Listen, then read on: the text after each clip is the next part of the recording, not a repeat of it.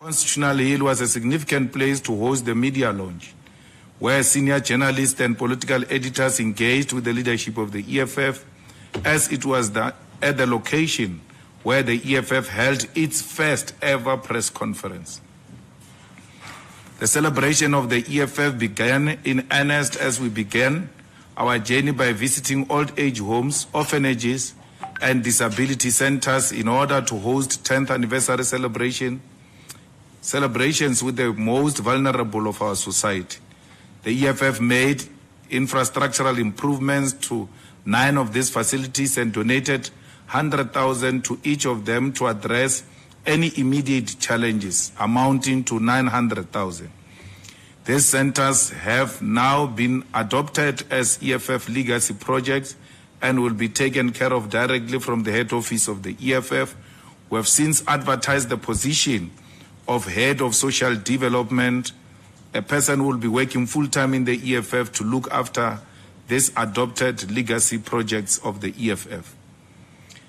The EFF displayed its commitment to the arts by developing and launching the stage play titled Ruo, a play that depicts the history of the EFF and the socio-economic conditions facing our society.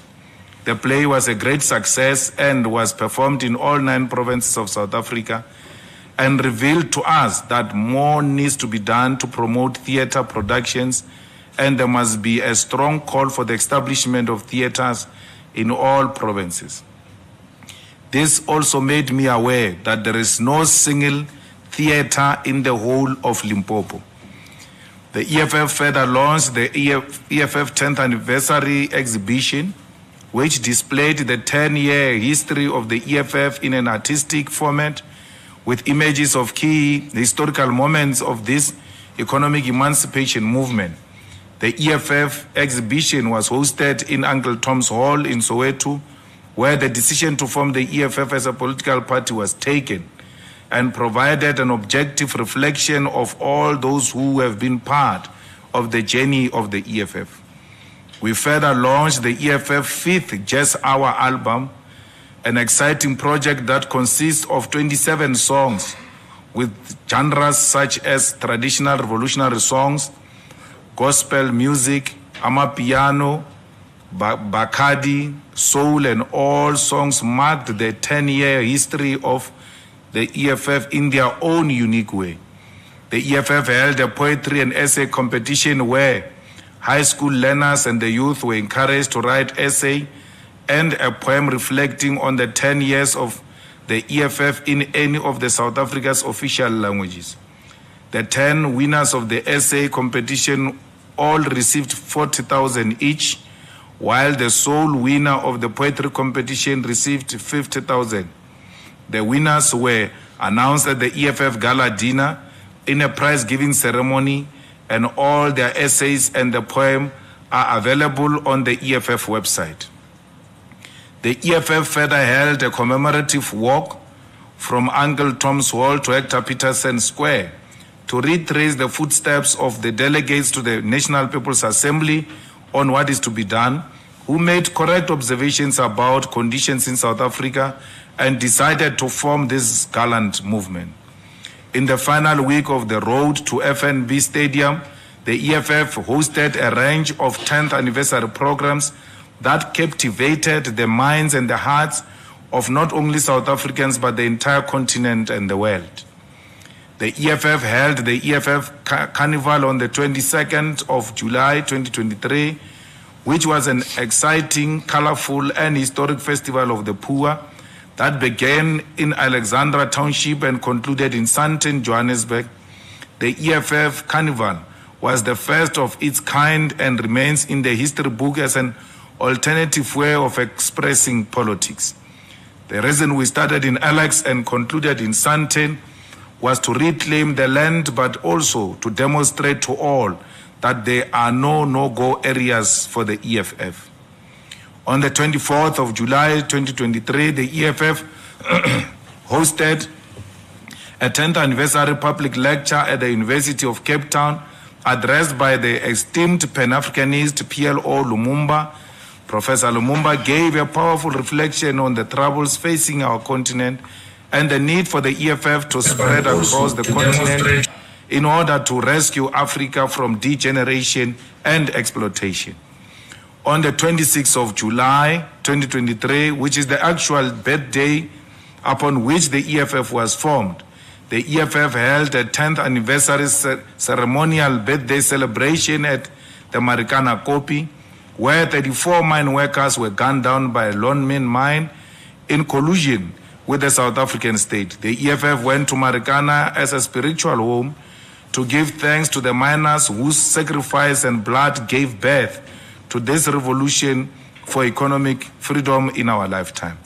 As an organization that has geared itself up to take over government after the 2024 provincial and national general elections, the EFF hosted a gala dinner with the business sector on the 27th of July 2023 at Emperor's Palace in Ekurhuleni.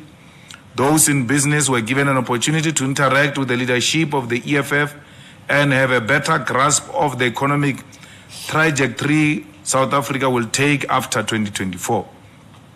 We further hosted a diplomatic breakfast on the 28th of July 2023 at Sheraton Hotel in Pretoria, where we hosted the international community and briefed them on the EFF's policy posture regarding both domestic and international affairs. The diplomatic breakfast was attended by representatives from embassies of 45 countries and all interacted with the EFF leadership in a robust and cordial manner on matters of international interest. The EFF is currently developing its own documentary which will reflect on the life of the organization over the past decade and provide an in-depth insight on the life and times of the EFF. On the 29th of July 2023, the EFF hosted its 10th anniversary rally at the FNB Stadium, which has made headlines for the past few days in South Africa, the continent and the world. The massive success of the rally is shown by the fact that there is absolutely no debate about whether the EFF succeeded in filling the stadium. Rather, there are side shows and distractions which are being manufactured to run away from the fact that the EFF successfully filled FNB Stadium. It was a show of intent and force that led to one of the most major political events at the FNB Stadium since the funeral of Chris Hani.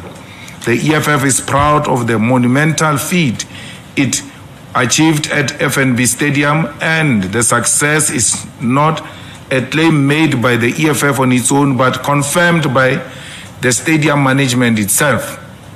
We can confirm, and this is a figure received from FNB Stadium management, there were 97,436 attendees at the stadium, inside the stadium, at the 10th anniversary rally of the EFF at FNB Stadium. There were more than 6,000 attendees at an overflow, which in total accounts to more than 100,000 people who attended the rally of the EFF physically. The EFF salutes all those who were in attendance and salutes all public representatives who were able to bring their constituencies to that historic occasion. The EFF is aware of the unfortunate death of the two attendees to the 10th anniversary rally at the FNB Stadium. We mourn the passing of Mapaseka Sobulawa from Klerksdorp in the northwest, who passed away in a car accident while crossing the road at a refreshment stop on her way home. We further mourn the passing of Mavutani Moses Mazamulela from Sebokeng in Gauteng, who passed away after an unfortunate fall from one of the stands at the FNB Stadium. We send our deepest condolences to the family and loved ones of the deceased. The EFF leadership has already met with the two families of the deceased, and preparations are underway to give them dignified funerals in honor of two lives that were lost after celebrating a decade of unbroken struggle. We regard that sign-off as the most powerful and revolutionary sign-off. We also want to salute all those families who understood that their children died during the struggle. The EFF thanks all the traditional leaders, the clergy, the Marikana widows, representatives of embassies and the international community, the local and international media, journalists, artists, leaders of opposition parties, prominent figures in society who formed part of the historic celebration of the EFF 10th anniversary. It is through your acknowledgement and contribution that we are re-energized and inspired to continue to fight for the liberation of our people. We also want to thank our service providers who provided service. Many of them were under a huge pressure and intimidation by the state, but they continued to provide the services to the EFF, particularly the bus owners who were once more told by the ruling party to withdraw their buses and not provide transport to the EFF 10th anniversary. Many of them, including those who are category members of the ANC, refused and said they are not going to repeat a mistake they committed during the national shutdown. We further thank all those who ensured the success of our 10th anniversary rally, the marshals, DOR, stadium management and staff, EFF staff, Metro Police, South African Police Services, the doctors who volunteered their services, and all emergency services staff. We take this opportunity to thank all commissars, provincial leaders, regional leaders, and most importantly, the lifeblood of our organization, the ground forces, who formed part of the successful program of the EFF on the road to FNB Stadium. It was through the dedication of all of our structures that the 10th anniversary of the EFF was a resounding success.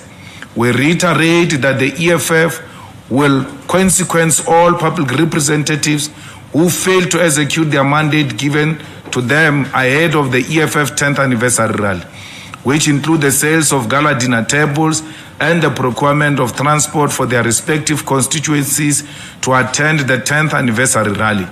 The EFF will not tolerate individuals who hold public office who are unable to make meaningful contribution to the activities of the EFF or take care of the interest of those they claim to represent.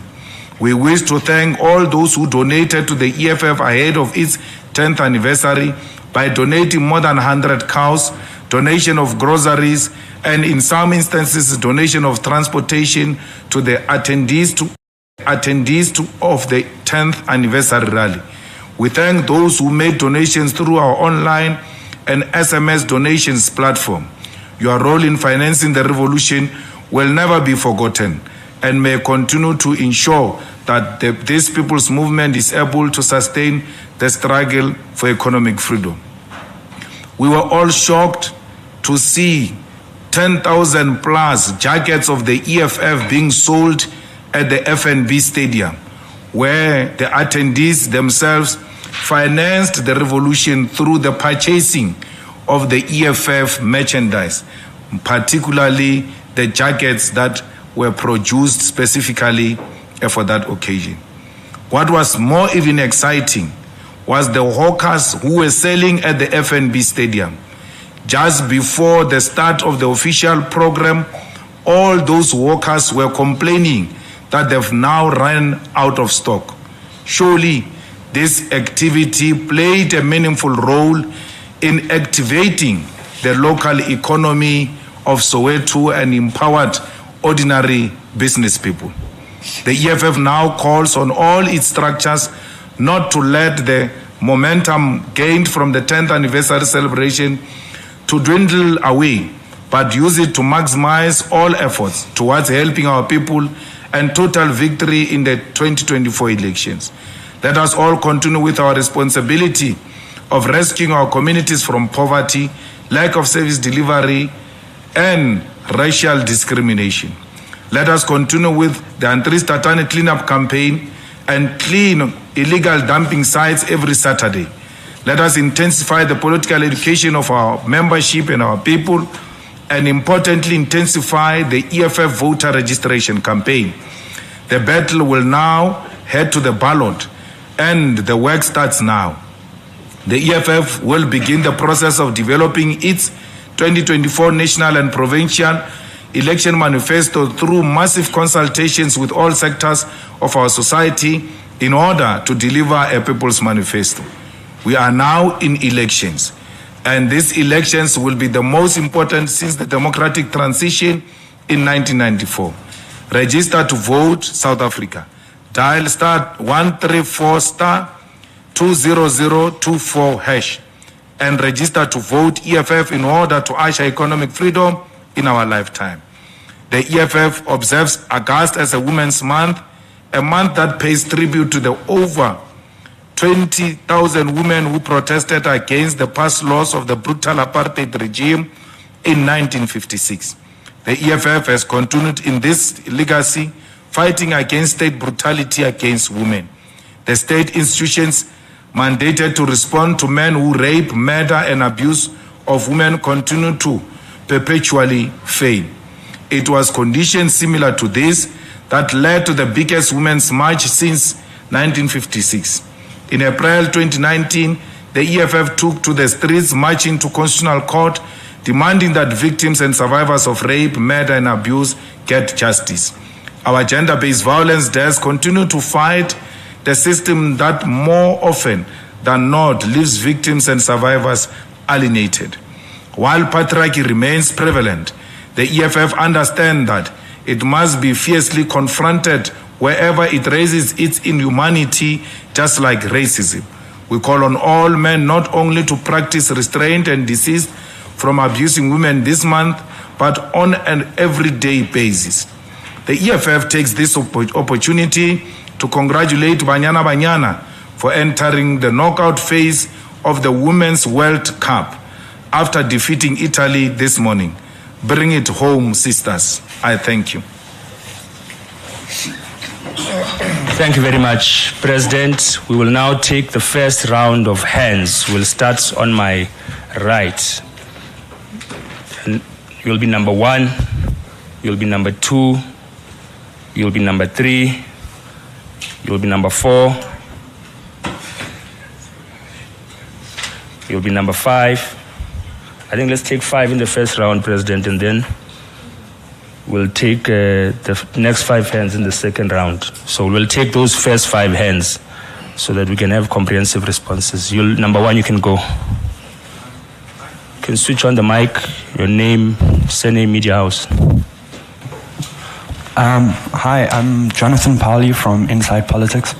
I would just like to ask, I'm going to dive right in, apologies.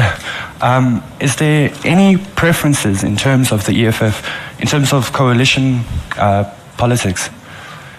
Especially considering the Moonshot Pact, whatever, on the one side, and the ANC's insistence on what they insist against. So is there any preferences that the EFF hold in terms of coalition politics? Thank you. Thank you. Number 2. My name is Nomusa from KCPC, Africa. My first question is, what is the first thing EFF is going to do, is going to change as soon as it takes over? My second question is, we had Fanama Simula, police commissioner.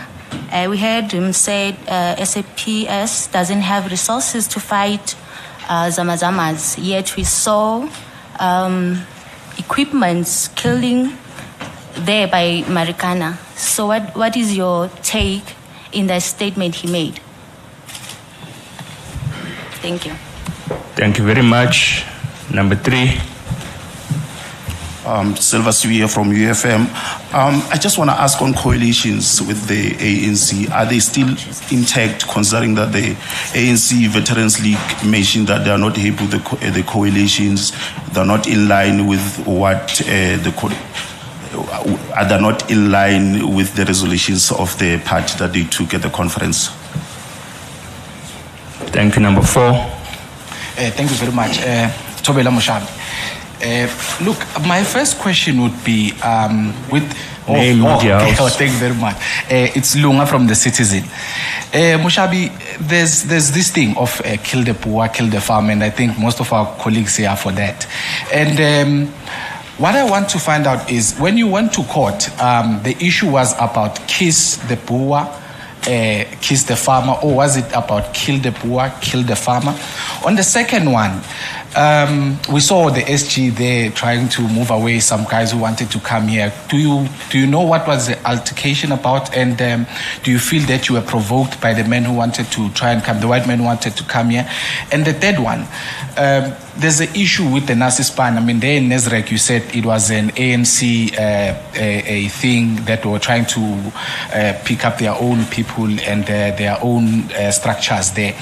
So, do you have any proof that the ANC is actually using the Nasispani initiative to try and recruit ANC members, or it's just a political speech that you are making? Thank you very much, Mushabi. Number 5. Good afternoon, and a special Happy Women's Month to the National Chair, the DSG, and the TG. My name is Mawande. I work for the Sunday World.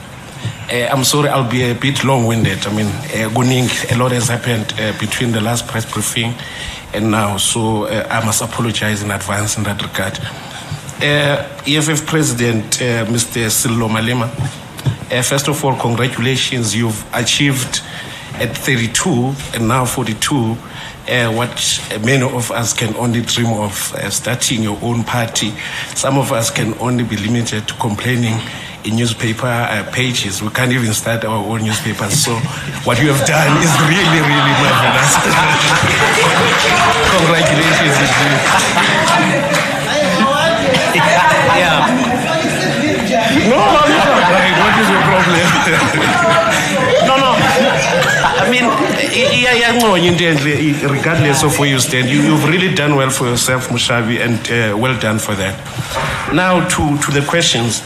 My first one is on the resolution that those that public reps that failed to organize transport and funding, because I think people forget that if you organize transport, you must also pay for it to the whole thing.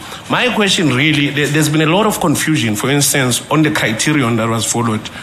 Those that are aggrieved argue, for instance, that to have a blanket approach, one, like, you can't say a person from Zingi and one from where I stay in Western must bring a bus equal to each other, because the one from Western surely, first of all, in terms of the distance, it's shorter. In terms of the economic opportunities from which to mobilize the funding, they are at an advantageous position. The one in Zingi or Kamhlabi Lingana is moving from a position of disadvantage in that regard. So if you could just clarify what was the criterion, was it a blanket approach? And if it was a blanket approach, do you believe that is fair? And then second, in the name and shame, in the publishing of names, don't you think that will have a negative effect on the EFF, given the heightened tensions between yourselves and the governing party, which is the ANC? Don't you foresee an ANC poaching those public reps, which it will find as a fertile ground because they are aggrieved about what has happened to them in that regard? And then secondly, maybe the second one to Mr. Nyiko Shibambu, the Deputy President of the EFF. There's been a lot of talk, in particular from the gala dinner, but it doesn't start there, about the state of the relationship between yourself and the President of the EFF. And this talk is not just coming from the sky. It is brought about by events that have happened even before the gala dinner. Perhaps for background context, let me just state some of them. There was a tweet by the president of the EFF about some within our ranks, I will just paraphrase, who are meeting with the enemy and they need to be vigilant against those ones. And then the Secretary General of the ANC, Mr. Fire Mbalula, went on to address during an event of the ANC Youth League here in Gauteng, fundraising event, where among many things that he said about the EFF was the fact that the EFF is nothing without yourself, Mr. Nyiko Shibambu, in that you are the brains and the actual person behind the policy formulation of the EFF. And then it went on to the tweet by the president of the EFF. And then at his speech at the gala dinner, the president of the EFF was, among other things that he said, first of all, it was praising the relationship. So, in fact, my analysis of the speech, without going to the actual facts of what he said, was I read a person who says, my brother, Floyd, don't listen to the wedge drivers that are coming between us. We started this thing together. We're going somewhere. If you allow this thing to collapse, you yourself are not safe. That is how I read the speech. And then even at the celebrations themselves on Saturday, there was a lot of referencing as a pause. Deputy President, Brother Floyd, Deputy President, as a pause between the speeches. So, and you yourself on the day, talking to my colleague Atim Tongana, who asked this particular question, I was more interested in how you answered it. You said the differences between myself and the CIC of the EFF will not break the EFF. So you acknowledge that there's differences. Can you tell us what are those differences? And also, can you tell us if any of the ANC leaders have come to you and dangled the carrot of whether you must contest the president of the EFF or you must dump the EFF and join the ANC ranks? Maybe it's now. Let me rest it there for now. I'll come back second round. Thank you very much. Thank you very much, Mawande. Over to you, President. I need a charger for this thing because it's at 6%. No, I want to read you an SMS that Panyaza sent to an ANC group. Panyaza Al-Sufi sent it to the ANC group, and then it found its way to us. Good evening, leadership. I was going through the guest list and business that contributed to the 10th EFF birthday, and I'm shocked that we are taking things lightly. Notwithstanding the right of individuals and businesses to association, to have this formation getting opportunities from our institution and then donating handsomely to other parties without recognizing the party that gave them an opportunity can be described as freedom of choice, but we are being treated as fools. This must stop. We have to take ourselves serious from now on. This is a battle, and the battle lines are now drawn. So Panyaza says the people who donated to the EFF by buying tables or sitting on tables and whatever, they are going to be punished for that. And then Ramaphosa goes and meets the Commissioner of SARS, and this I get from very reliable people who have never misled me. A meeting took place on the 31st of July after the EFF birthday celebration between CR and SARS Commissioner Edward Kieswetter. Cyril has tasked the SARS Commissioner to conduct an investigation on all the guests that attended the EFF Gala dinner due to extravagance and flamboyance displayed. The investigation must by SARS is to determine the nature of the business interest of the guests, if their tax affairs are up to date, and if any of the guests that attended are doing business with the state. Kieswetter has appointed General Pistorius to run with this project, which he once concluded before December, in order to act against whoever sponsored or funded the gala dinner and the EFF celebration. Now, this is politicians wanting to use the state to settle political scores. And when we raise some of these issues, you comrades think that we are just hallucinating. The state is going to punish people for having taken a political choice, for having made a political choice. And Panyaza is part of the people who are saying everybody who attended the EFF Gala dinner who gets a tender from our state must no longer get a tender because they take us for fools. So which criteria do we use that only those who give money to the ANC are the ones who must get tenders? This is a matter we should be reporting to the public protector. But we won't do it because she's extremely compromised and she's an ANC mascot. She's an Alexander member of the ANC, and she has been part of the ANC Alexandra faction for a very long time. So we're not going to write to ANC branch called Public Protector and then just humiliate ourselves in that way. So we're going to ensure that we continue to expose these shenanigans until these people are held accountable, because we can't allow the state to be used as if it's a tool of the ANC.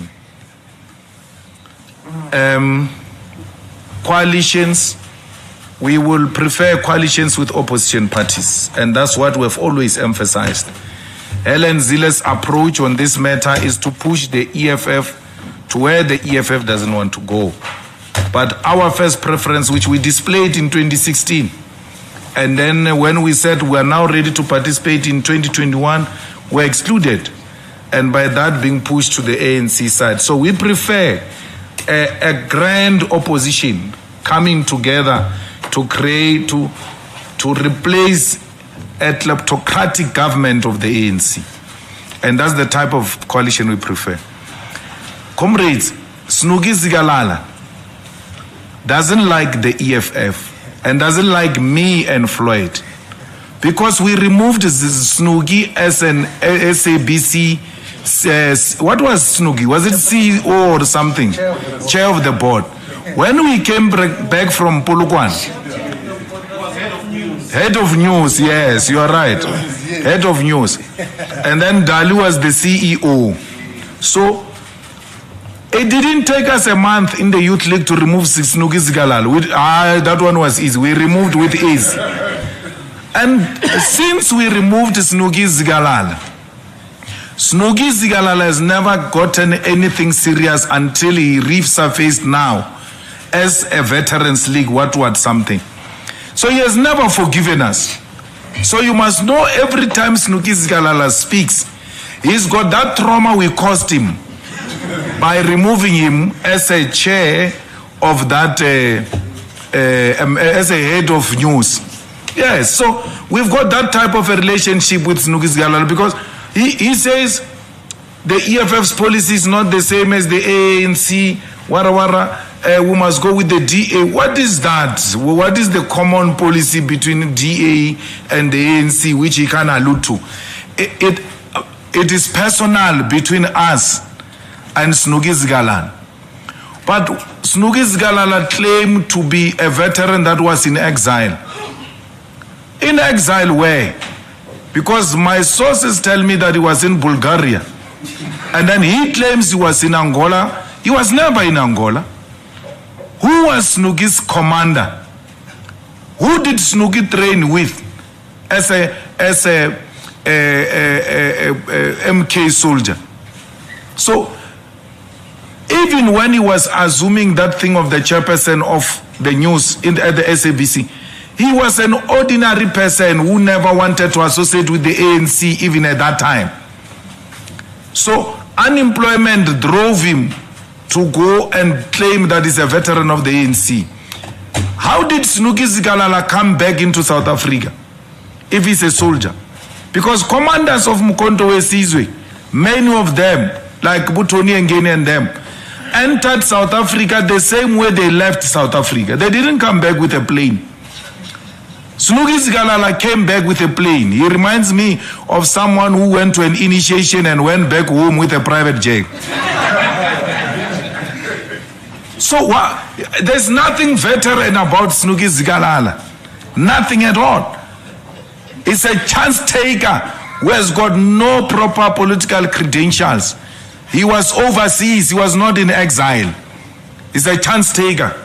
And we don't regret removing him in less than a month as a head of news. Head of news, that thing that is headed by Mushwesho Munari.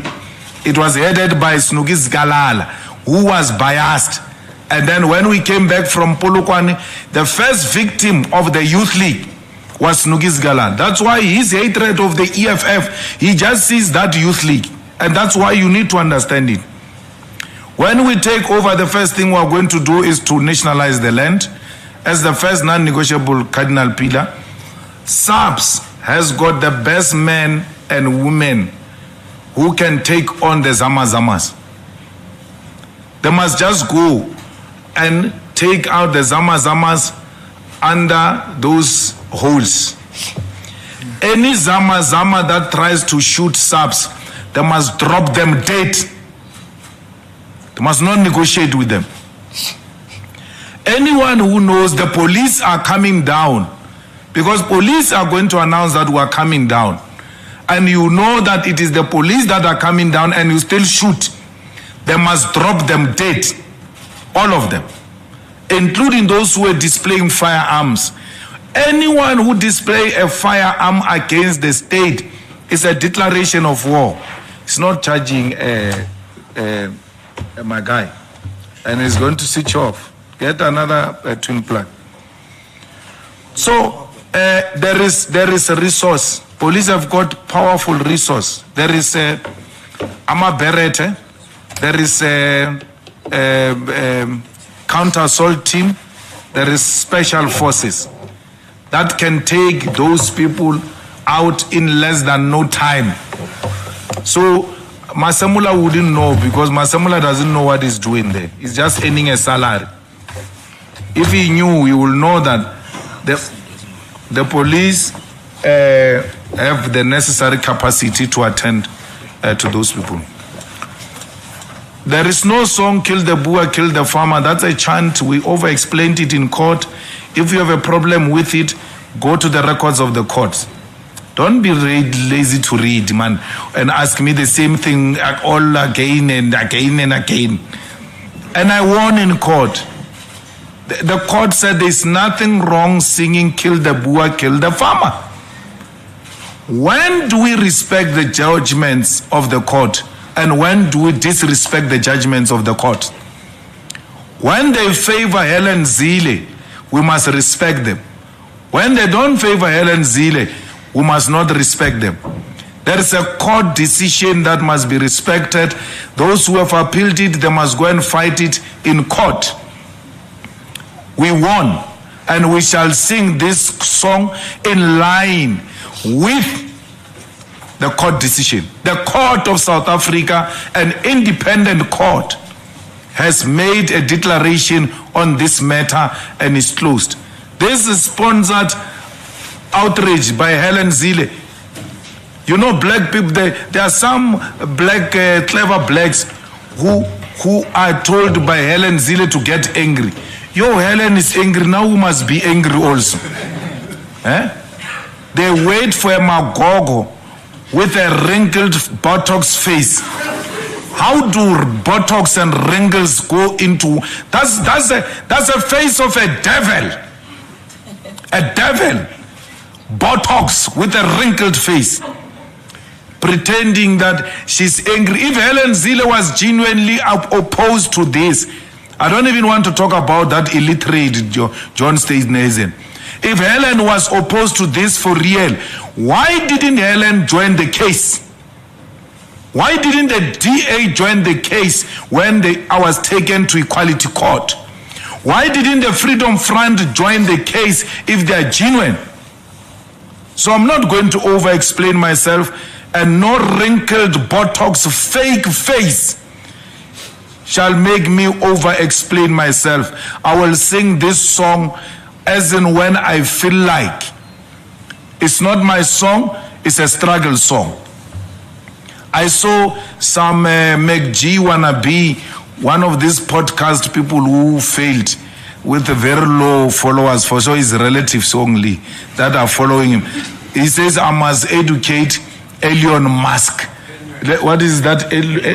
No, the one of Twitter. Elon Musk. Elon Musk. I must educate Elon Musk. Why must I educate Elon Musk? He looks like an illiterate. The only thing that protects him is his white skin. Elon Musk wants to learn about this song. The records are there in court. Let him go and read the judgment. Let him go and listen to my arguments in court. I argued successfully and paralyzed the grandchild of Oppenheimer, and said to him, if I were AfriForum, I was going to fire you from this case. When they did an appeal, they fired him. In line with what I said. I said, you are the most stupid lawyer I've ever met. If I was your client, I would have fired you. He was fired. So what failed a podcast, this unemployed, lack of creative people who go and just take cameras and then do flopped podcasts, imitating McG, faking it. McG is still going to outshine them because of their fraudulent mentality. Copycats. Says I must educate Elon Musk. Refer Elon Musk to YouTube. There is a full clip of the court appearance on that matter, where it was canvassed in a neutral court of law and a judgment was made. This matter is closed. We have no time for nonsense. Racists want to march into our offices. Ne? This is it's not a playground here. It's a revolutionary house. That's why I told John Steinhuisen that you are a small boy. The EFF is not ANC. Let John try those things he has been doing of marching to ANC offices. He must come and try it here. Let one day when he's bored, try that nonsense he has been doing everywhere. Come and try it. We don't care whether even that day you would have rented black people to march with the DA. As long as you are wearing a DA t-shirt to the EFF office that day, in a disrespectful manner, you will know what the EFF is. Let him try it. He must bring that one with a wrinkled Botox face with him when they come here. We'll teach them. Here is not a place where we're scared of a white man here. Yeah, it's the only liberated zone in South Africa. Yeah, no white man comes taking chances here. Those ones who came earlier, they must thank their God. They must try it again. They must thank their God. It's not a playful area here. You can argue your politics wherever you do. Don't come here. We never go to anyone's offices. We never interfere with anyone's programs. But we are not going to be undermined. We've got everything we need to protect this office. Everything. And we'll defend it with our lives. No one can come and take chances here. So, they must be warned. Nancy Spani is an ANC fraudulent campaign that seeks to take ANC campaigners and poster distributors and volunteers to pay them to do an ANC work. Now Panyaza is trying to counter what I'm saying. He brings a picture of a person who's wearing an EFF t-shirt. Only one person out of so many thousands. Of course, it's South Africa. You can't go past 10 people and not find an EFF person. But that is not the target, and he knows it. Nancy Spani, it's a political program that seeks to empower ANC volunteers and make them work for the ANC in the next elections. So that is the story. And you can't claim it otherwise. Don't come and ask me. That's the problem as journalists. You come and ask us instead of doing your own research. Those people, their names are there. Just go and desktop research. Samkelo on Facebook. Just on a Facebook. Just go and Google those people on Facebook. You're going to find them with ANC t-shirts. Just take those names and just give yourself time. Let me check these names on Facebook. You are going to find those are ANC Youth League, chairperson, secretaries, activists, ANC Women's League, chairperson, secretaries, activists, because ANC chairpersons and secretaries are reserved for corrupt, much bigger positions, not those ones. Those ones are reserved for Sanko, Youth League, Women's League, and things like that. It's not a lie. Panyaza was trying to counter the EFF rally by bringing people to Orlando Stadium with a bribe of jobs. He failed, even with bribing jobs, he failed. People didn't go because they know that program for what it is. It's a fake program by Panyaza Lusuf. They can scream anyhow they want. That is the only thing they are trying to do to save the ANC, and they will be exposed very soon. Public representatives failures, equal basis is not true. Wabona again. You don't do a simple research, which was in the statement. Was this thing of public representatives not in the statement? It was. You know, just go read the EFF statement. You don't read the EFF statement. Journalists who don't read is a problem. Big problem. Let's take councillors in Gauteng.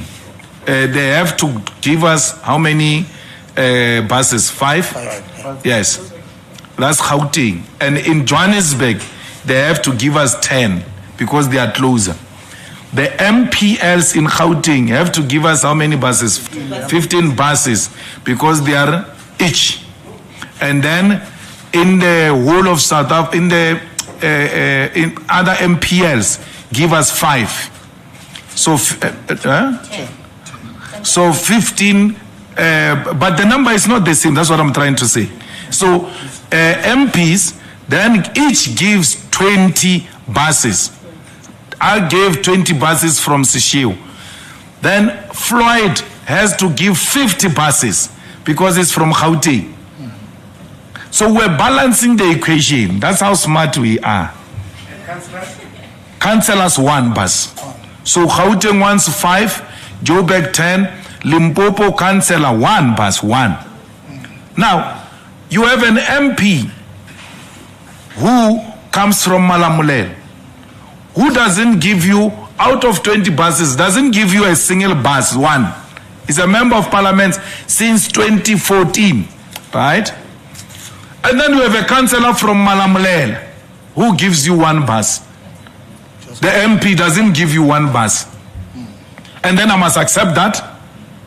You are so used to people not being held accountable. It's not going to happen in the EFF. They are going to be held accountable, and majority of them are going to be removed. They will be listened to one by one, starting from next week. What is their story? And then from there, the rest are going to be requested to leave our positions. Those are our positions. You are saying, am I not scared they will go to the ANC? Let them go. Let them go. I don't care. Why must I think I've got 10 people when I've got 5? Let me remain with 5 and plan based on 5, not on 10. I don't have this other 5. Whether I lose it to the ANC or not, I never had it. So let me struggle with the people who brought FNB, who shut down the FNB. Those are my soldiers. Those are my forces. Sizofanda onye. Ba, bomabina usulwa. Ba uyaga uri ba khaufile ba bangwe. It's not going to happen. Ufedile, if I were them, I will just resign. If they know what is good for them. How many public representatives do you have, DP? 1,200.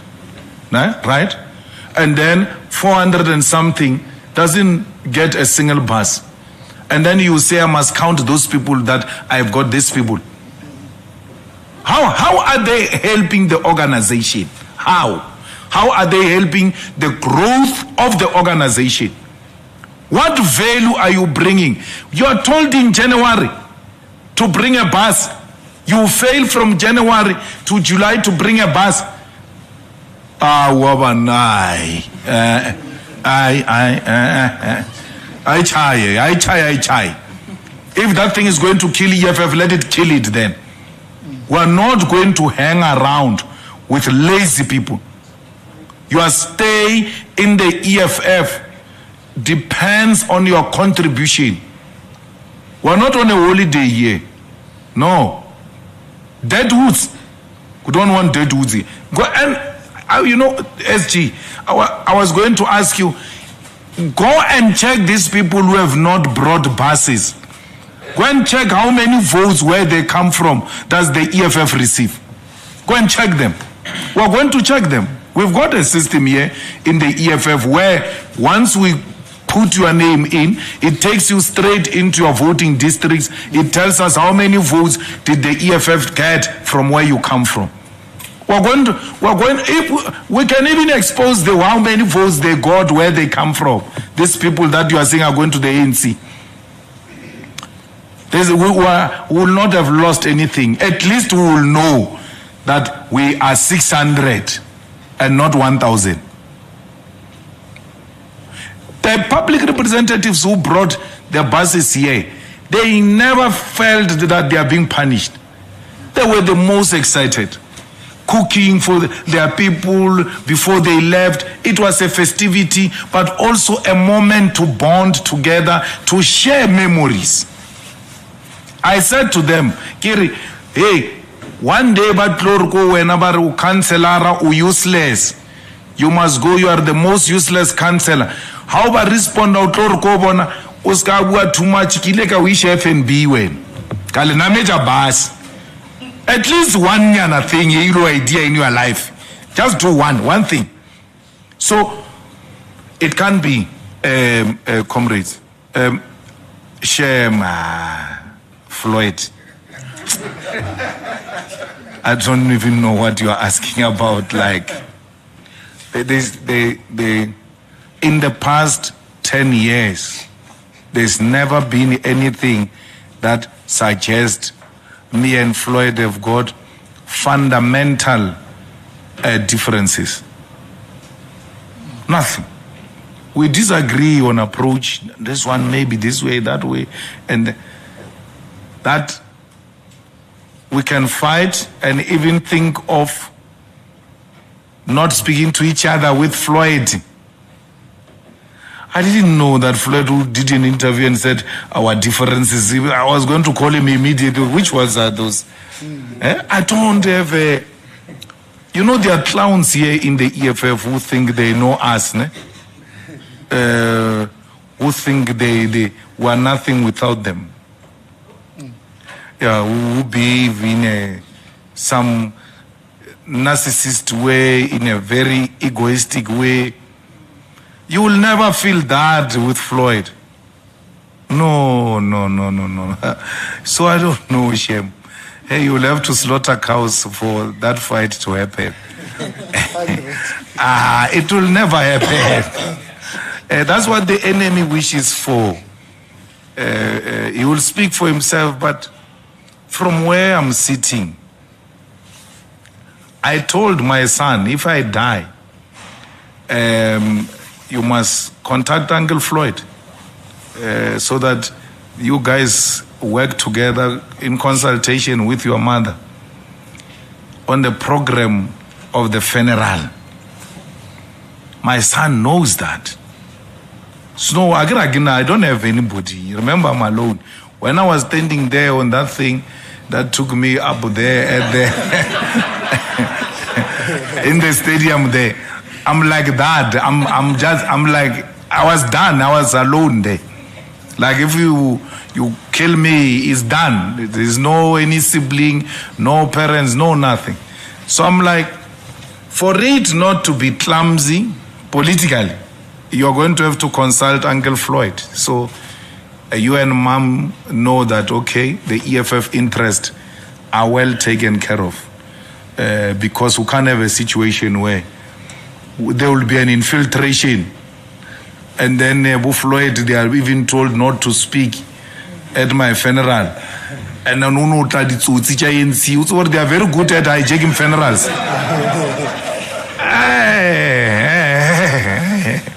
So why would I entrust someone with such a responsibility if I've got problems with? So there's nothing, man, like there's nothing even to justify, none whatsoever. And when I was talking to Floyd and I said I'm brutal, well, you know, I'm a lighter moment, SG. And then when I read about, I'm like, it's not even allowed to joke or anything. A joke becomes a headline, like Floyd has been warned. I'm like, anyway, if it was other clowns, it will get to them. It will never get to Floyd that he's been warned. and all of that, because he knows the language. He knows when things are meant and when things are not meant. So he has been in the space for a very long time. It's the same thing about kill the Boer, kill the farm. I say in the speech there for a very long time, calling for peace in Africa, in Niger, in Burkina Faso, in Burundi, in Eastern DRC, and call for peace, don't kill each other. That speech which called for peace in Africa today is the most violent speech that is reported about all over the world. A man who I called for peace. That is not being quoted. And then I must be worried and have a nightmare that maybe I said something wrong. I didn't say anything wrong. I know I said everything right. The enemy is just deliberately distorting me. And they will never get to me. They've never done. They will never, not now. Because I now know how they operate. Look at Adrian Basson. He just goes on a rampage. To a point where he went to the dustbin to clean articles of 2011. This is what we said about Malema in 2011. You can clean them the way you want, Adrian. I defeated you. FNB Stadium was full to capacity. I could imagine your face, Adrian, pink on the screen. Angry that a man you hated filled up FNB Stadium beyond capacity. You tried to destroy me with those 2011 articles. You failed. Why would you destroy me now? Why would I be destroyed by Adrian Basson now? He left Cape Town. Adrian Basson works in Cape Town. This weekend he was here in the office harassing the staff of the News 24 and saying to them, you can't say everything was successful. Find something. Find something. You are going to look for something against them. Anything that we can use against them. Then they told us, Vuyani tweeted about it. He went back to the staff and said to the staff, who told them? Who told them that I'm here? Who told them?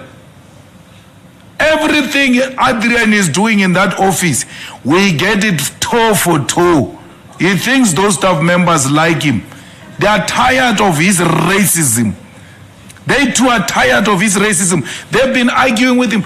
Adrian, it was successful. It's enough. Let's just acknowledge it. Why do you want us to write things that didn't happen? And the fighters have been calling for us to call for the banning of News 24 in EFF activities. I don't think we must ban them, shame. We must harass them through success. They must come here and see the cakes. After here, there is music, News 24 music. And then there are drinks after. For all of you, drinks, including News 24, you can drink. You must come here. We are going to invite you here to remind you when you enter that beautiful building that we failed. This is a reminder.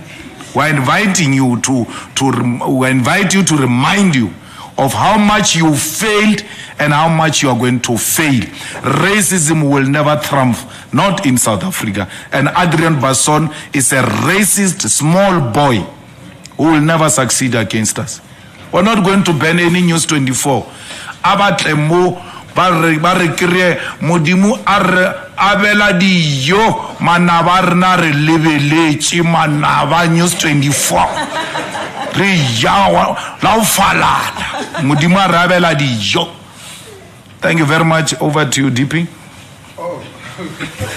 No, thank you, President. You know, you're making a reference to the speech that was done by Fikile Mbalula. So he said two things there, and you see he's trying to be a wedge driver. First, he claimed that he is the one who, with Tony Yengen, started with the struggle for economic freedom in our lifetime. I mean, with due respect, Fikile Mbalula doesn't carry any sophistication or depth to conceptualize anything.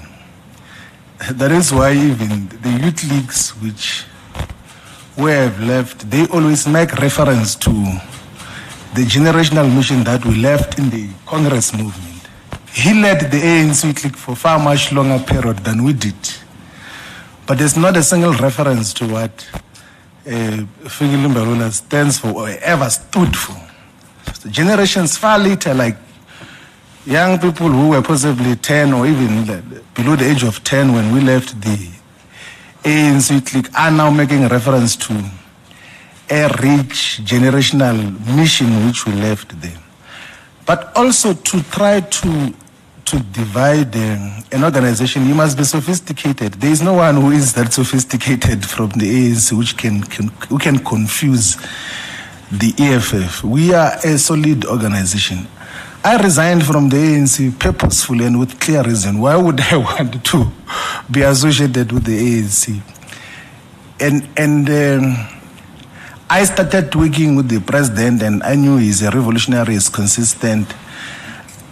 Actually, the things that people could possibly say now about trying to cause divisions, like there's no basis now. Like there could have been basis when we started the EFF. I remember when we started the EFF, they were saying he's not educated, he's facing corruption charges, all sorts of things. But I said to him that let's go and start this organization. We'll go to the people of South Africa to tell them the truth that you understand their plight, their difficulties.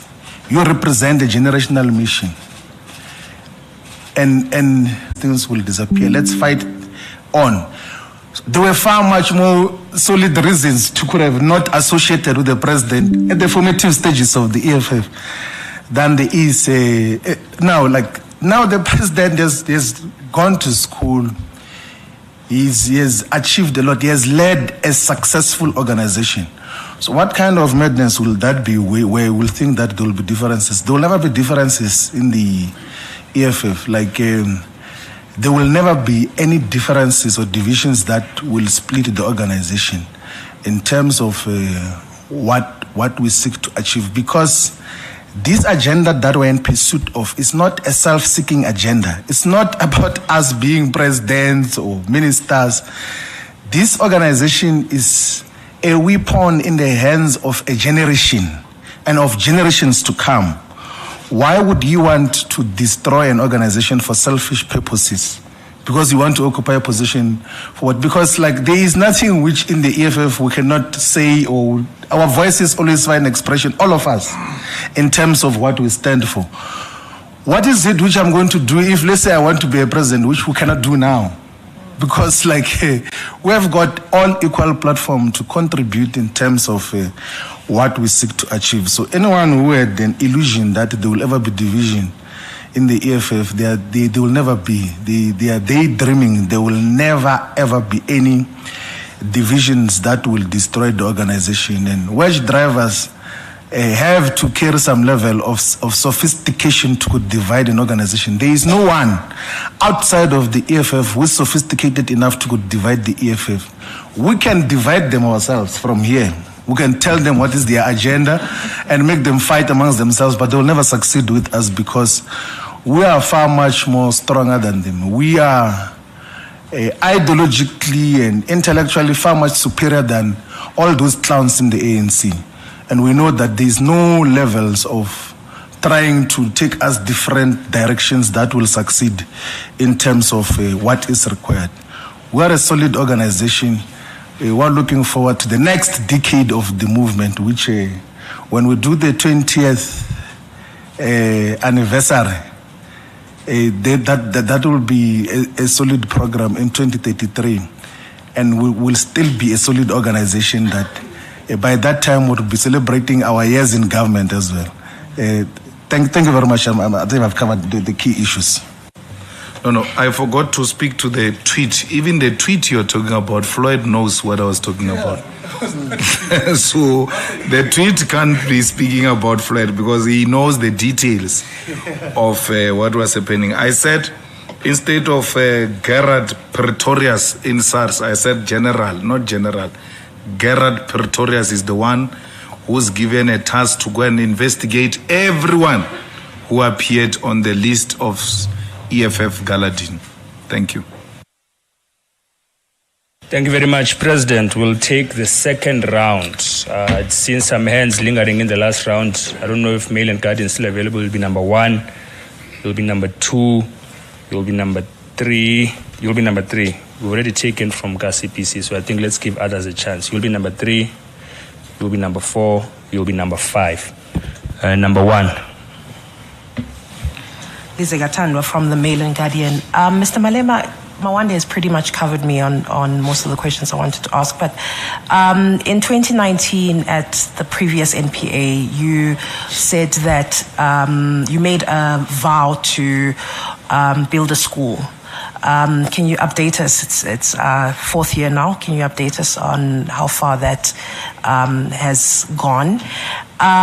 Also, in terms of the consequences that you were speaking about with the public reps, the EFF doesn't really have a disciplinary committee. Why is that? Is there, because it seems that when you say the consequences, it's mainly up to you or the War Council. Is it up to you or is it up to the War Council, or does the EFF have a committee which is primarily established to assess these kind of situations? Thank you. Number 2. Junior Kumalo from Newsroom Africa.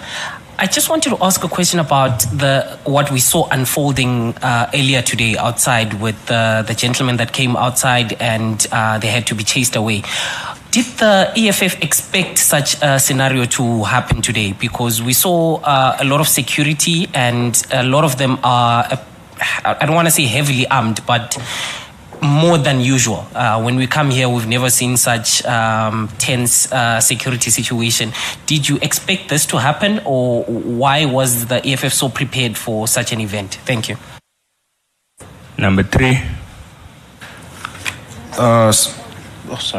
My name is Salayla from Salam Media. I just wanted to quickly ask Mr. Malema, you're very unequivocal on the EFF stance regarding Palestine. I just wanted to find out if the EFF had the power, and if the EFF does come to power in 2024, would degrading our Palestine embassy would degrading the Israel embassy be one of the priorities, and what would inspire this decision? Number 4. Sisanda Mboleko from the Sunday Times. I wanted to find out your views on the litigation by an organization called My Vote Counts, which seeks to remove the disclosure limit of the Political Party Funding Act. I know that the EFF is listed as one of the respondents in the court papers. Will the party be responding to that effect? And what is the sentiment regarding this campaign to remove the disclosure limit in terms of donors donating to political parties? Thank you very much. Number 5. Thembe Matsile from Tesh Newsletter. Congratulations. It goes without saying the pain caused to chest is sticking longer than starch on rice. CIC, last week the manager of the city of Joburg had a briefing on the explosion. Today he hand in glove with the executive mayor will be giving another in a few minutes. So do you think that the explosion was a result of negligence, or do you think there could be more into this? Thank you. Thank you, President. Well, thank you very much. The school is well advanced. Remember, we lost 2 years. Remember, and all of you don't be too harsh on us. Some girl, we lost 2 years of not doing anything. Where are we now, DSG? I mean TG, with the plans? Yeah, we've submitted the plans. The plans are done. Professionals have been appointed. Our school is there where the farm of the EFF is. So the land has been procured. Once they approve the plans, we are going to do the sort trading. We'll invite you, and then we go. I will never say to you, I will do something, I don't do it. That's not me. I don't work like that.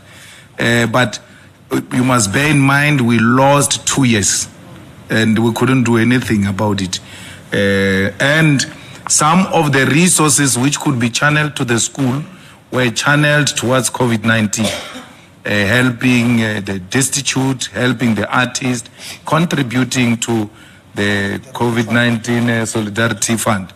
So, but we're good to go. Don't worry. Once we start, we're very good friends with Chinese, by the way. So we're going to work during the day and night. We're going to shock you. You'll see something you've never seen. Mail and Guardian, you say consequences, and then you say, and you self-correct because you realize you said something wrong. The EFF doesn't even have a DC, and then you later say, do you have a DC? After you said we don't have a DC. You were wrong. We have a DC. And you know that for a fact. I mean, I know you. You've been around for some time now. When Mqitama was expelled from the EFF, was expelled by the DC. And then he took us to court, and then the DC's processes were subjected to scrutiny in court, and they stood the test of time. And last month or so, we removed some councillors from Polokwane through the DC. They took us to court, 8 of them, and then they won. There's something called ex parte. They went without us, they got it, and then we went back to court and said, no, but we're here, there's nothing agent, you had no reason to give them that agency. Then the court had us, we won. What did the court want? DC. We produced the records of the DC and said, this is who we are. So that's why you go around talking about dictatorship, because you deliberately don't want to check how do these people process their matters internally. Now, if there were issues of a dictator, the dictator would have been overruled many times by the court of law. We do everything by the book, by the constitution of the EFF, by the constitution of the Republic of South Africa. Floyd was saying the other day, the ANC must not work with the EFF because EFF is not a law-abiding organization. Which law have we ever broken? The EFF. We comply with all the laws. The problem is that they don't know the law.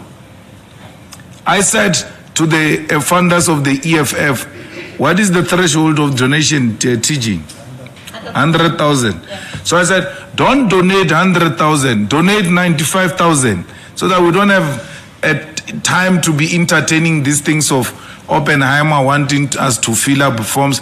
Hey, why does he say people must donate 95,000? But I never called for the violation of the law.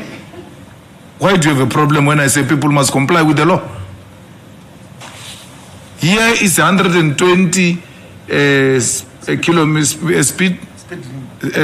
speed limit zone. And I say to Floyd, drive 119. Why? Why must? Country woody straight. To comply with the law. But why? Why do you say must comply with the law? That's all I said. 95,000 were done. We don't have to be entertaining Oppenheimer asking us to do what they're saying they are going to do now. And it goes straight into what you said about disclosures. We don't agree. We want the limit increased. What is 100,000? What is 100,000? We want the limit increased to 5 million to 10 million. They want us to disclose our donors so that they can go after them. Panyaza just said it in the SMS. We're thinking we're putting people on the display about their tables so that they are not lost. Kantu are giving them away. They are now under investigation. What do you call that in a democratic South Africa? Now, a person in Pretoria is appointed by SARS, go and look for anything against all those people who went to the EFF dinner. What do you call that? And then on the other side, let them disclose. Let them disclose. Volunteer your own funders so that they can be destroyed.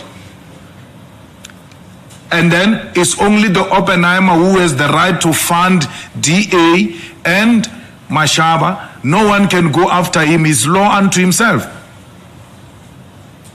It's law unto if Oppenheimer family that is over celebrated by all of you support multi-party democracy, why are they not putting that money in the multi-party democracy fund of the IEC, and then the money is given to all parties proportionally, like Motsepe does?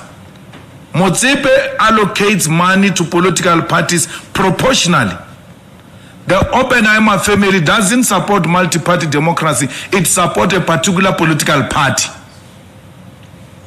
And then we must be made to keep quiet.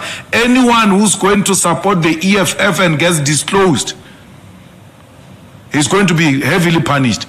But I like what the business people are doing, including the professionals, including the young intelligentsia.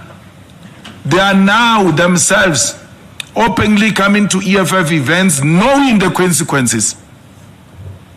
One of the young people was sending me a message. He lost a gig because they saw him at the FNB stadium. They cut him out. He was supposed to MC. They said, no, you can't MC.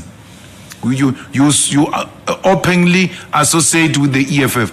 That's what we are subjected to. That's our life.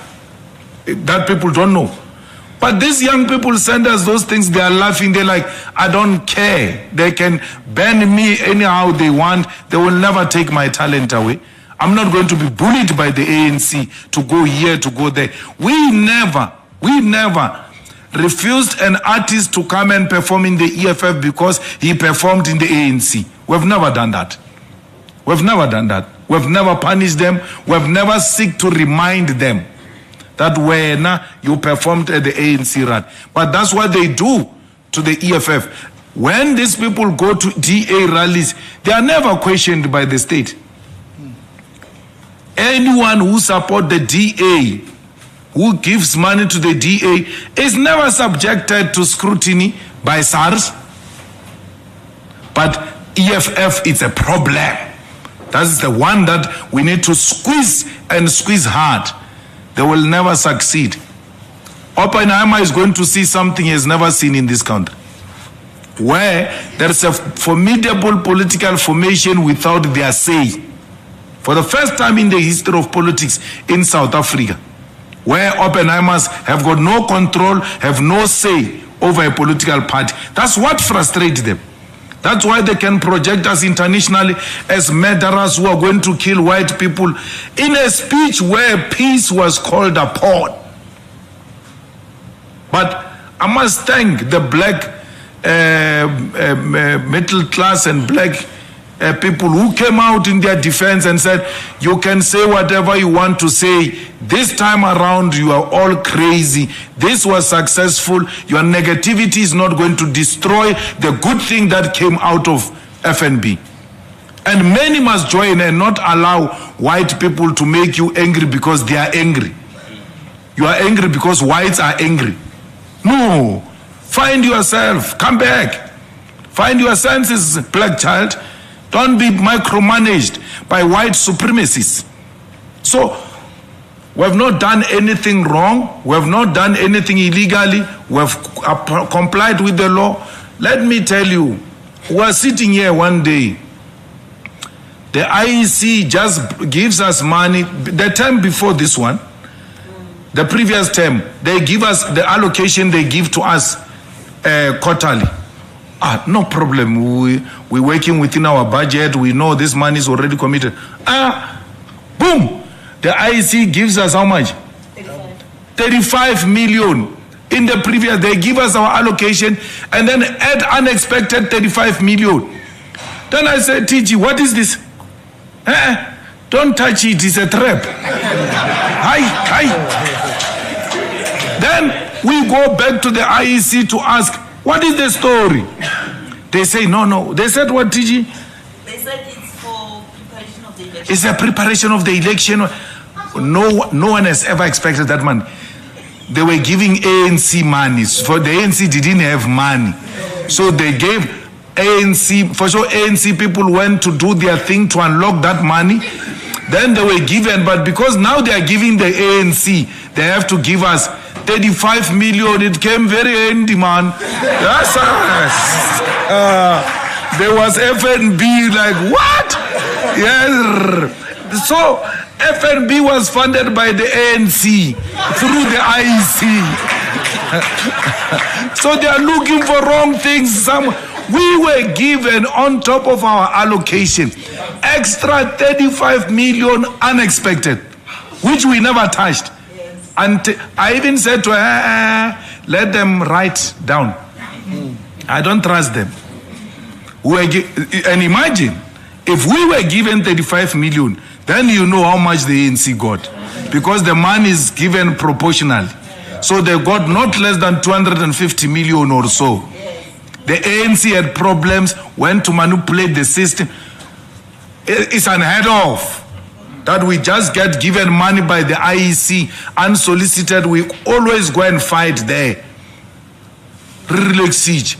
No bless you, I got 35 million. Bah.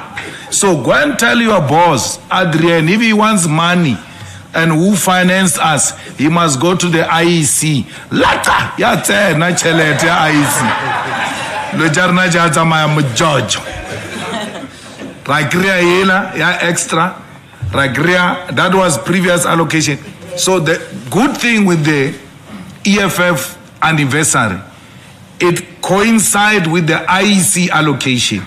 Then another allocation came just before the rally. But unfortunately, they didn't bring that extra they brought last time, but it was enough. Then we were sorted. Where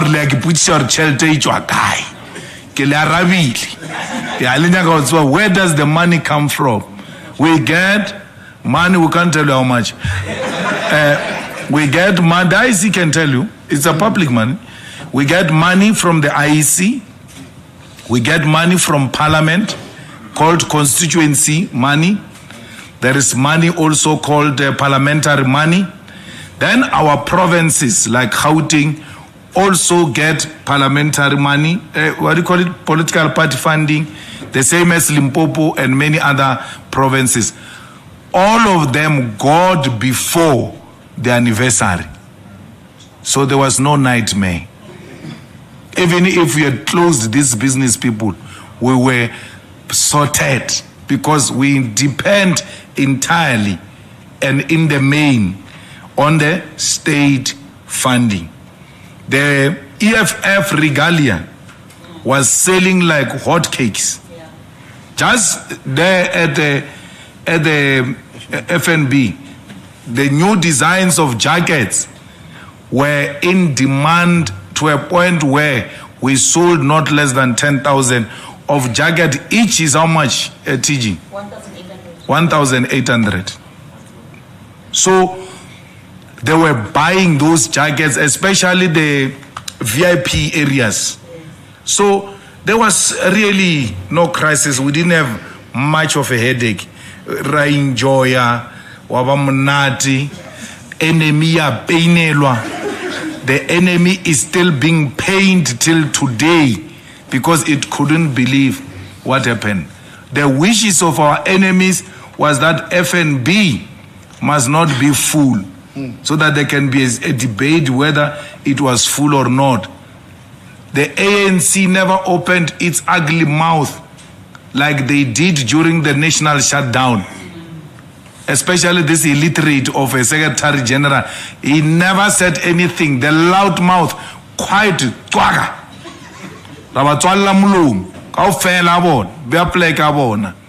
So they think banning of kill the Boer, kill the farmer song will affect the EFF. That's not our song. They, the ANC and all liberation movements have got a duty to defend their own legacy. If they don't want to defend it, let them ban it. We lose nothing out of that. So, everyone, but Thomas Maholo Babuni on Saturday, or we mean business. The enemy had to swallow a bitter pill. But Adrian refused. He's still refusing. He's permanently running to the toilet because the rally gave him a running stomach. asibetha simane sa lekgowa sa sepe ka o betha EFF a re teka o dlala ka lekgowa. We don't assault you fiscally, we assault you through success, and there is nothing you can do about it. When you react, people just see your bitterness and you are jealous. But much more is still coming. This is just the beginning. We are going to govern this country, and we are going to govern it the same way we are governing our organization. If you look at how we do our programs, if you look at build-up activities towards the rally, if you look at the building you are in, if you look at the deployments we make in government, that is how we are going to govern you beautifully. Decisive leadership that delivers on its promises and treats journalists with respect and dignity. No one treats you the way we do in all the events. No one. But we are dictators. Why would dictators treat the media the way we treat the media? With respect, with the understanding that these are African children who went to look for food for their own families. When you are angry with the establishment and their bosses, you have no reason to take out your anger on these ones. Look after them. Make sure they are sorted. If there is an issue, take it up with them. And then once you have raised your issue, it's done. We're not enemies. No organization, I say this with authority, at least I've been to both ANC and government institutions and the EFF rallies and events. I've never seen an organization that respects and treats journalists with respect like the EFF. Some of you who hate us out of sponsored hate. You get sponsored to hate us, but when you are alone, you know the truth. And the truth is, you are never treated with disrespect. When there's something wrong, you raise it, we attend to it with immediate effect and make sure that your stay is comfortable. We bring all types of resources so that if you want to file, you want to stream live, everything must be there for journalists to do their work. Despite not reporting good about us, we've never taken a decision that they don't report good about us, we must ill-treat them, chase them out. No. There's no problem. It's our relationship we have with the journalists. One day, you will have it in you to thank the EFF for having been a good organization towards journalists. We disagree with a lot of the things you write, but it's never personal. And it will never be personal. Do your job without fear or favor. We do the same. We enjoy when an African child thrives and succeed. That's what we're here for. To inspire confidence in Niger against the French, to inspire confidence in Burkina Faso, to inspire confidence in Mali, to inspire confidence in the whole of African continent and the diaspora, where black people who lost hope look at the EFF and say, African child, it is possible. That is the type of an organization we are, and we seek to be going forward. Thank you very much. Thank you, President. There seems to be an appetite for more questions. Okay. So I think we may take the last round. You will be number one. You will be number two. No, the one of Israel embassy, there won't be an Israeli embassy under the EFF until human rights are respected in Palestine. We are beneficiaries of international solidarity. We will not allow any of the teams, any of our people, to go and participate in sporting activities or festivals or anything of that sort in Israel that is stolen and continues to kill and oppress the people of Palestine. So we're not downsizing. We're going to withdraw our embassy from Israel, and we're going to chase away the Israeli embassy in South Africa. If we can't do that, then our solidarity with the Palestinians is a lip service. We need action, and not only with regard to embassy and cultural activities, including economic activities. We ought to cut ties with Israel. Anything that is produced in Israel should not find its way into South Africa. For how long are we going to fold our arms and allow Israel to kill those people in Palestine? And when we say Israel, we're referring to the state of Israel. We don't mean the Jews. There are a lot of progressive Jewish people. So we must never use the EFF stand on Israel to perpetuate hatred on the Jewish community. We have no problem with the Jewish people at all. We have a problem with the state of Israel and separate the two. Thank you. Thank you, President. Let's proceed in that fashion. It was number 1. Number 2, KCPC will have to decide amongst itself who's going to ask. Number 3, those 3 hands, number 1, number 4, number 5. Thank you. Number 1. Thank you very much. Samkele Masego from the SABC.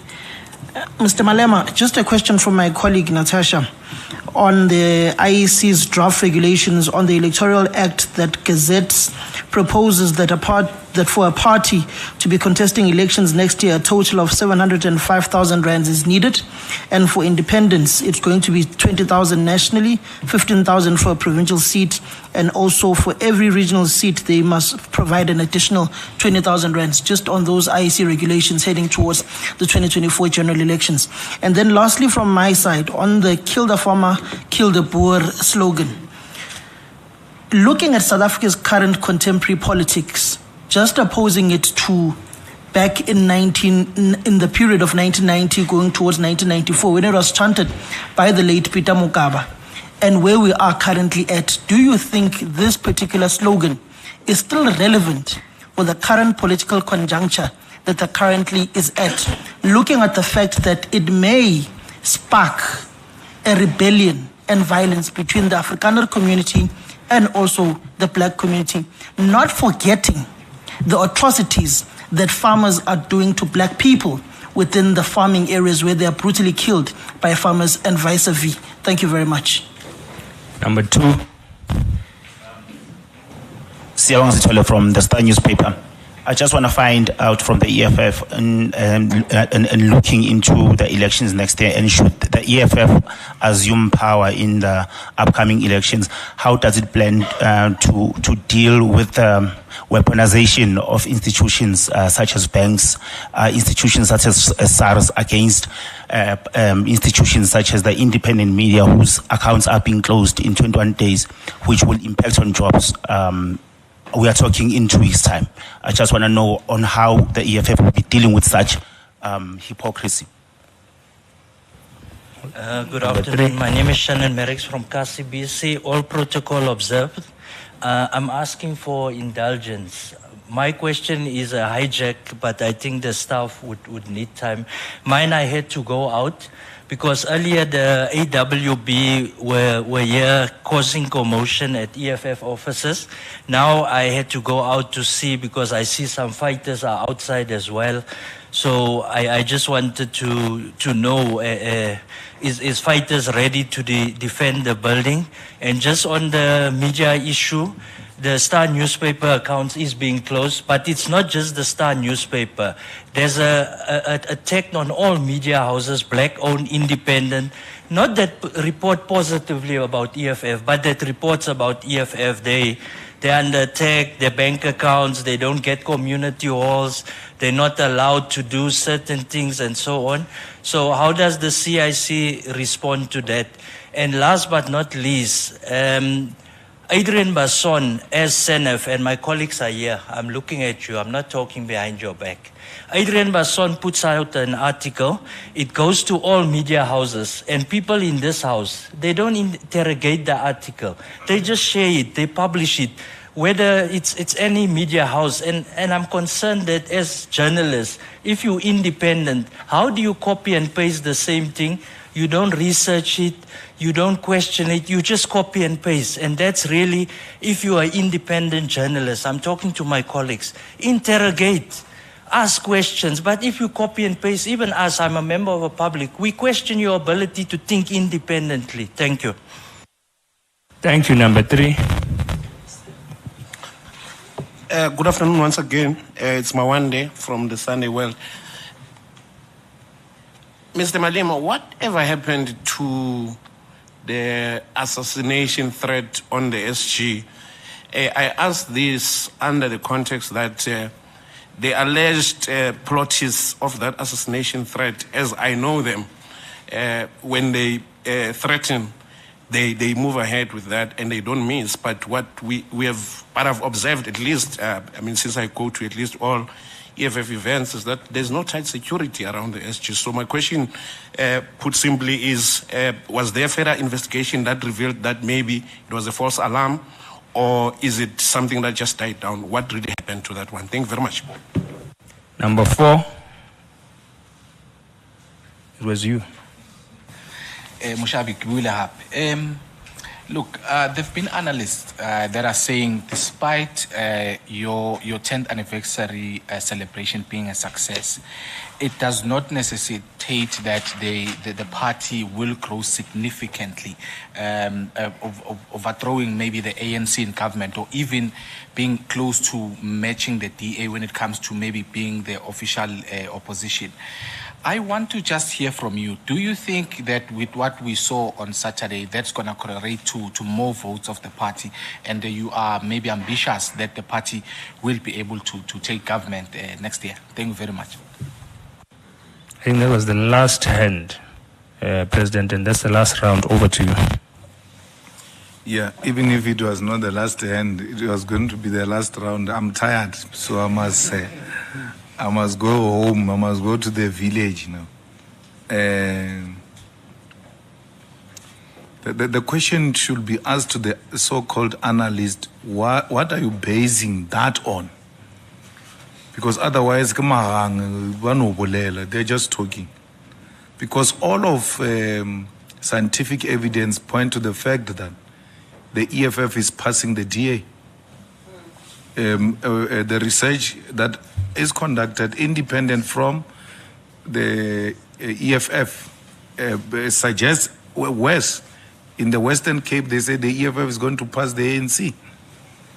So that will translate into success. When we did the campaign, 1 million members, and then we lose by-election in some place, the story is, where are those 1 million people? This 1 million thing was a flop. What? So they never find a way of complementing a good thing. It's going to grow, the EFF, and even its electoral support will grow. If you look at the results everywhere, be it Mangaung, the latest, is that even when the EFF loses elections, it's right at the neck of the ANC. It's breathing on the neck of the ANC. There's no significant decline that suggests the EFF is going to lose elections. By-elections are the most unattractive, boring elections, which people don't turn up. But even on that one, the EFF still shows up and demonstrate its capacity of a growing strength. And there is no by-election, by the way, in South Africa where the EFF doesn't contest. Whether it gets 0 or doesn't get 0, we're going to contest it. Because for us, it's an organizational training ground. We're preparing our structures, we're training our structures, we're making sure that they are familiar with how elections are conducted. So to say, the people who were at Orlando Stadium, so how many years ago? 2-3 years ago, have now moved to be at the FNB Stadium, not only on the grandstand. Remember at Orlando, we couldn't even occupy the pitch. We move to FNB, we occupy the grandstand and the pitch, and we say it doesn't mean they are growing. What else? What more must I say now? What's real? What more must I say? The SG security is tight. He's got his own protectors, and when a threat is raised, that security get reinforced. The same happens to all the officials of the EFF. We try and make it easy and not security too tight in the EFF events because it must be people's event.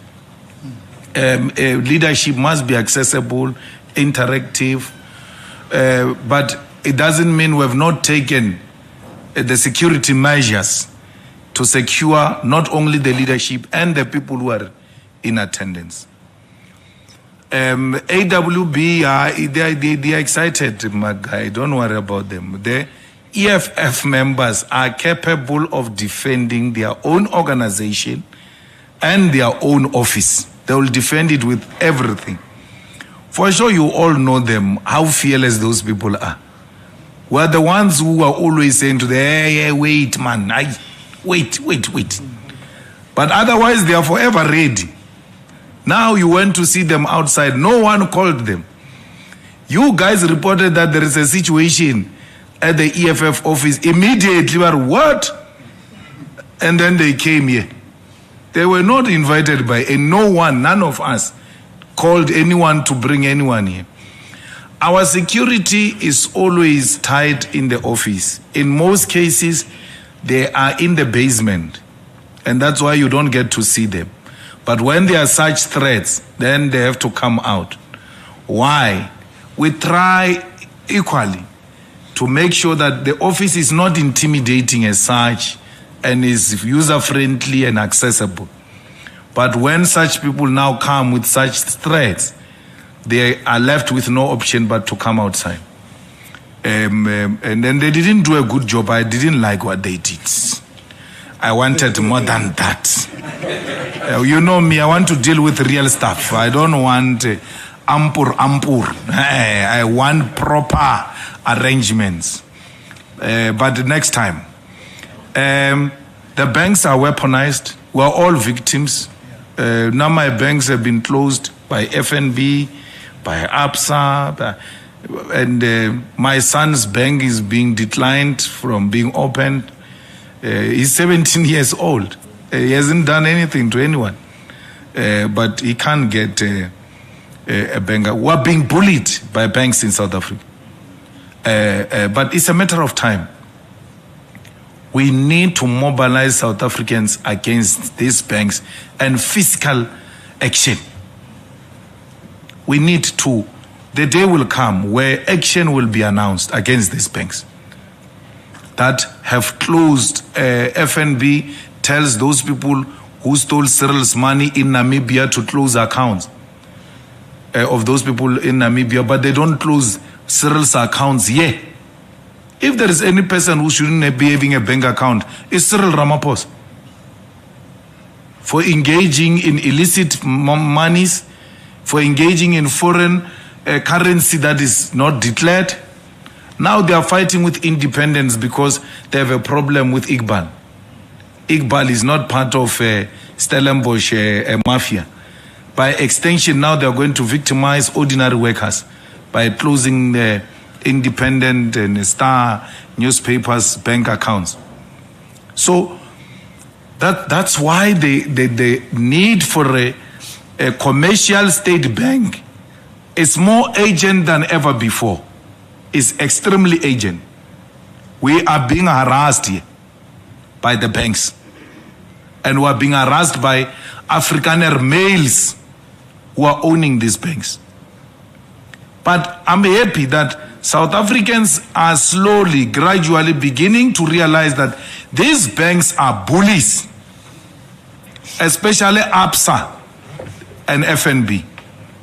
They're bullies, and we need to go for them. And that day will come, and when we go for them, they will think they are daydreaming. Because they will never defeat the masses, these banks. When those people who are being investigated by SARS through instructions of Kees Vetter and Ramaphosa and then Panyaza, the immediate thing they are going to do is to close their accounts. They are going to close the accounts of those people. That's what they do. What have I done? Where is the recourse? What happened to listening to the other side? No court has ever found us guilty about any wrongdoing. No, you are a PEP, you are not good for our image, close the account.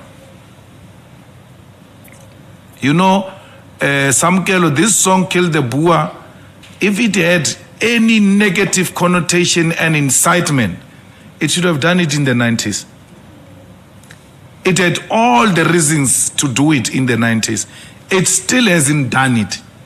So why would it do it now?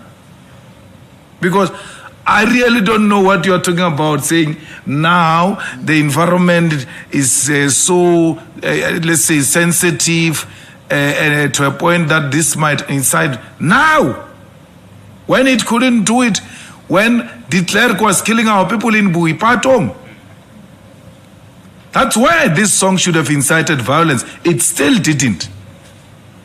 So, to say to us, don't sing this song because it belongs to the 90s and you are asking me to forget my history, I will not do that. I will not do that. This song is part of my history.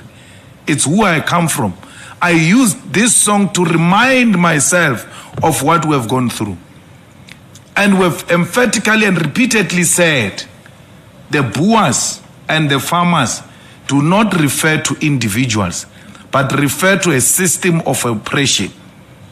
And I said in court, we used to refer to the police as Boers.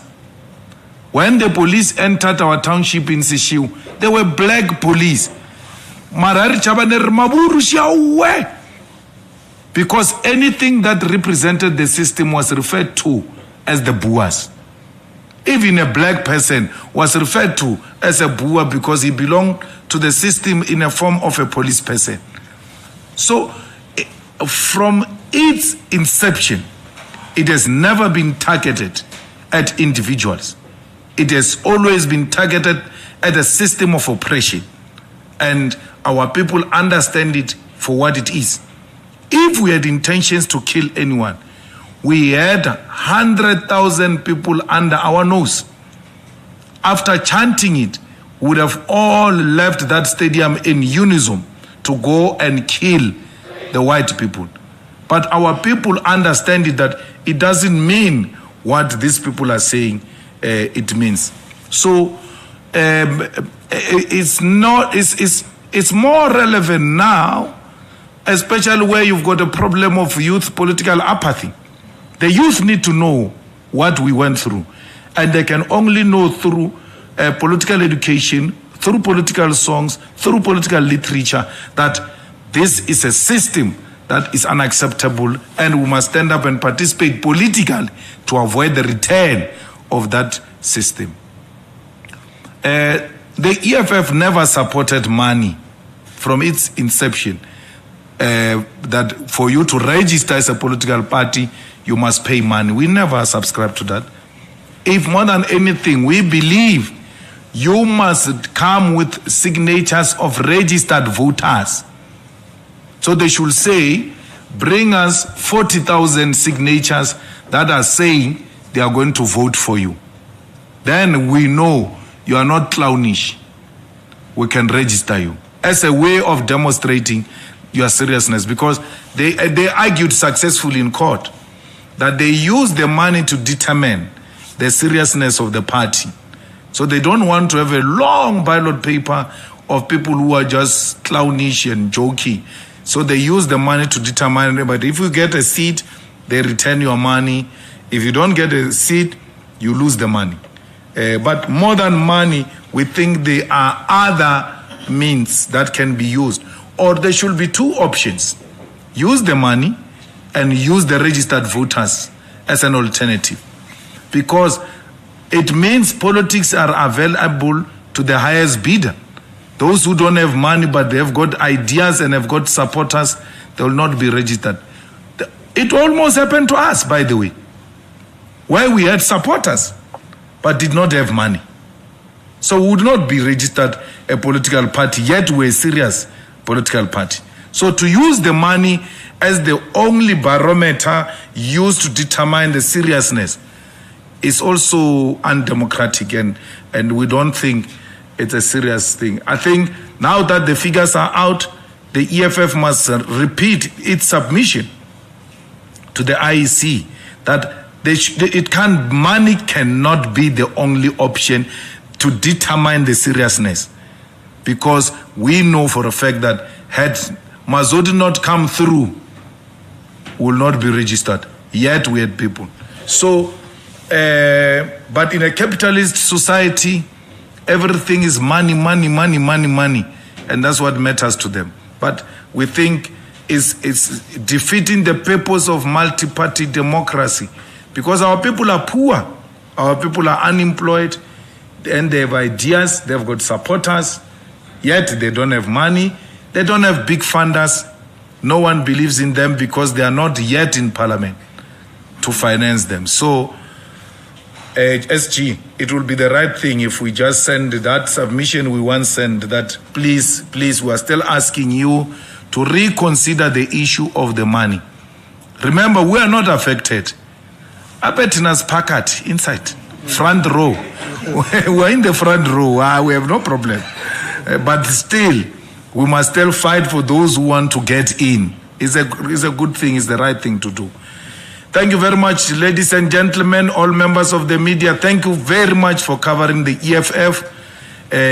You have done a very good job. Those who are reporting from the field, I watched from home for a very long time. I even called Samkelo, he knows. We fought about something else. But it was a good coverage. And the media houses tried as well to release very senior journalists to go, experienced journalists, to go and cover the EFF event. We really, really appreciate that. We don't take that for granted. We don't feel entitled. You can decide not to cover. It's your own right. There's nothing we can do about it. But the fact that you used your own resources in the diaspora, what is happening at the FNB, is highly, highly appreciated. And because of that, we have prepared, this is a different kind of a press conference. It will have a lunch served and drinks served and music served. You are allowed to hang around for as long as you want. It's not only ordinary drinks, even other ones that cannot be declared.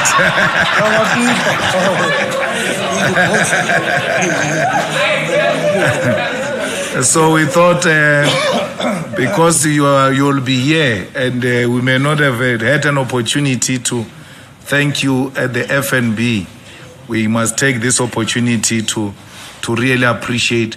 Continue reporting objectively, and continue being critical of the EFF. That's what keeps us on our toes, and that's what makes us to do the right thing. We seek no favor, but we are really opposed to an agenda that is just against us. Irrespective of the good we do, people still bash us and want to project us on a negative light.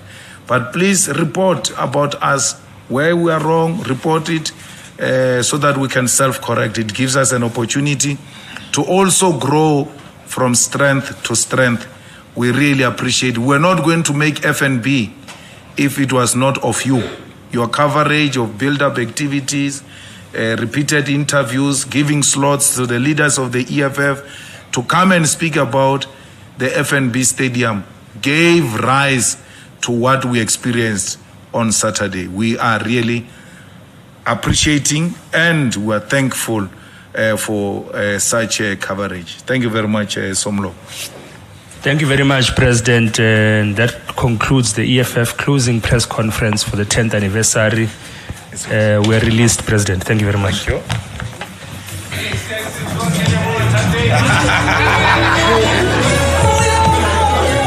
you.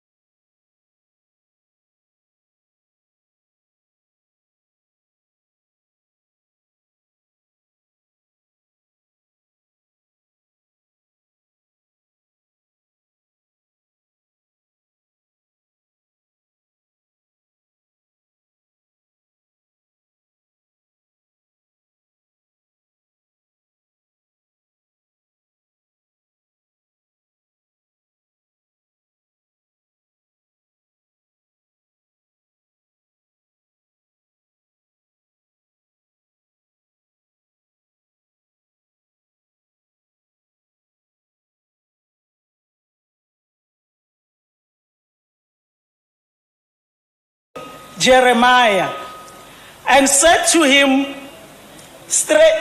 God stretched his hand and touched him and said, I put